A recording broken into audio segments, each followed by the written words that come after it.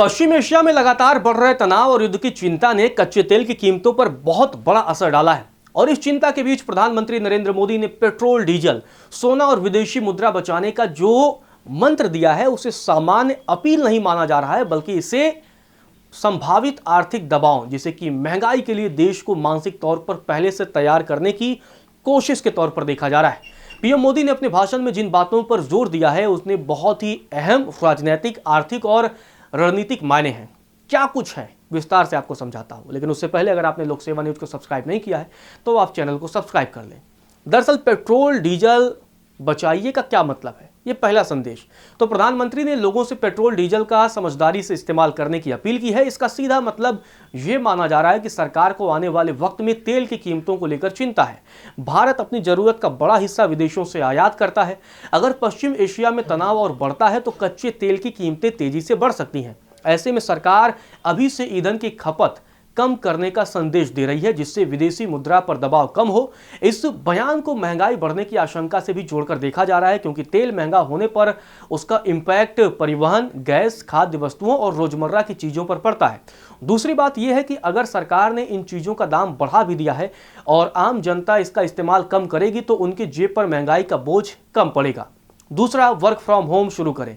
इसका क्या संकेत है? पीएम मोदी ने कोरोना के दौर की तरह work from home, online meeting और वीडियो कॉन्फ्रेंसिंग को फिर से प्रायोरिटी देने की बात कही है। इसका सीधा मतलब है ईंधन बचत और खर्च कंट्रोल है।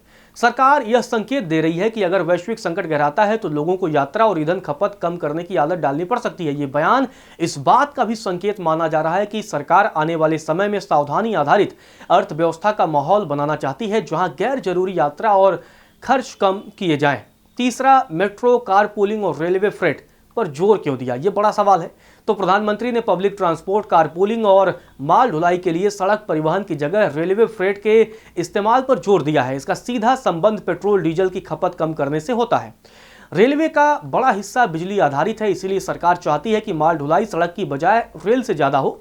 इससे डीजल की खपत कम होगी। कारपूलिंग और मेट्रो के इस्तेमाल से बड़े शहरों जहां मेट्रो की सुविधा अवेलेबल है वहां पेट्रोल डीजल की खपत कम होगी। अब एक और उन्होंने मंत्र दिया है, विदेश यात्रा टालिए। इसके पीछे क्या संदेश है? तो प्रधानमंत्री नरेंद्र मोदी ने लोगों से 1 साल तक के लिए विदेशी यात्राएं टालने पर विचार करने के लिए कहा है। इसे विदेशी मुद्रा बचत से जोड़कर देखा जा रहा है। जब भारतीय बड़ी संख्या में विदेश की यात्रा करते हैं तो डॉलर में खर्च बढ़ता है।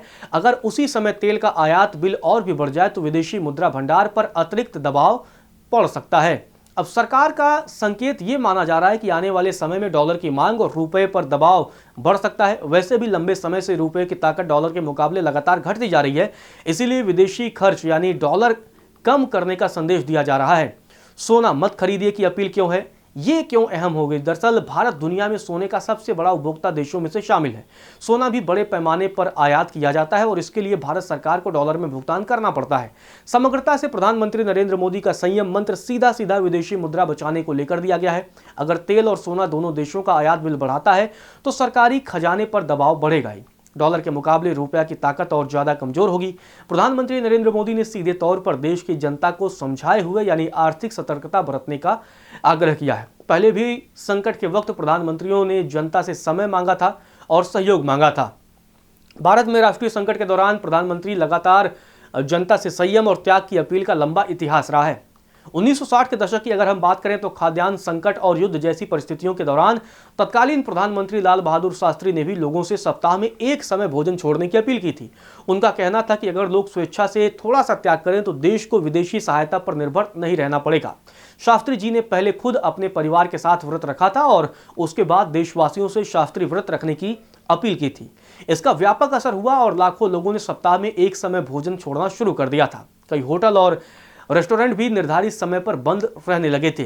इसी दौर में शास्त्री जी ने जय जवान जय किसान का नारा दिया था, जिसे आत्मनिर्भरता और राष्ट्रीय अनुशासन के प्रतीक के तौर पर देखा गया था। इसके बाद 1971 युद्ध और बांग्लादेश शरणार्थी संकट के दौरान तत्कालीन प्रधानमंत्री इंदिरा गांधी ने भी जनता से सहयोग मांगा था। उन्होंने रक्षा कोष में दान देने, गैर जरूरी खर्च कम करने, बिजली बचाने और विलासिता से दूर रहने की अपील की थी, जिससे संसाधनों का इस्तेमाल राष्ट्रीय जरूरतों के लिए किया जा सके। बताया जाता है कि इंदिरा गांधी ने खुद अपने आभूषण दान कर प्रतीकात्मक संदेश दिया था। उस समय देश भर में राष्ट्रीय रक्षा कोष के लिए बड़े पैमाने पर योगदान आया था। इसी वजह से प्रधानमंत्री नरेंद्र मोदी की मौजूदा अपील की तुलना पुराने दौर की उन अपीलों से की जा रही है जब सरकारें वैश्विक या राष्ट्रीय संकट के समय जनता से साझा त्याग और राष्ट्रीय सहयोग की भावना के साथ जुड़ने का आग्रह करती थी। विपक्ष इसे कैसे देख रहा है, यह बड़ा सवाल है। विपक्ष का कहना है कि प्रधानमंत्री की अपील दरअसल आर्थिक दबाव और संभावित महंगाई की स्वीकारोक्ति है। विपक्ष दल सवाल उठा रहे हैं कि अगर अर्थव्यवस्था मजबूत है तो जनता से संयम और बचत की अपील क्यों करनी पड़ रही है। कुछ विपक्षी नेताओं ने यह भी कहा है कि चुनाव के दौरान बड़े बड़े पैमाने पर हवाई यात्राएं, रोड शो और प्रचार अभियान चला गए, लेकिन अब जनता से ईंधन बचाने को कहा जा रहा है। विपक्ष का आरोप है कि सरकार वैश्विक संकट के बहाने अपनी आर्थिक चुनौतियों को जनता के त्याग से संभालना चाहती है। क्या सरकार जनता को संभावित मुश्किल के दौर के लिए तैयार कर रही है, ये एक बड़ा सवाल है। प्रधानमंत्री का यह बयान प्री एम्पिटेटिव मैसेजिंग भी हो सकता है, यानी सरकार पहले से जनता को यह समझाने की कोशिश कर रही है कि वैश्विक हालात कठिन हैं और आगे कुछ आर्थिक दबाव बढ़ सकते हैं। अगर पश्चिम एशिया संकट लंबा खिंचता है तो तेल महंगा हो सकता है, महंगाई बढ़ सकती है, रुपए पर दबाव आ सकता है। सरकार को खर्च नियंत्रण और आपदा प्रबंधन जैसे कदम भी उठाने पड़ सकते हैं। ऐसे में पीएम मोदी का संयम संदेश सिर्फ अपील नहीं बल्कि संभावित आर्थिक चुनौतियों के लिए सामाजिक और राजनीतिक तैयारी के तौर पर भी देखा जा सकता है।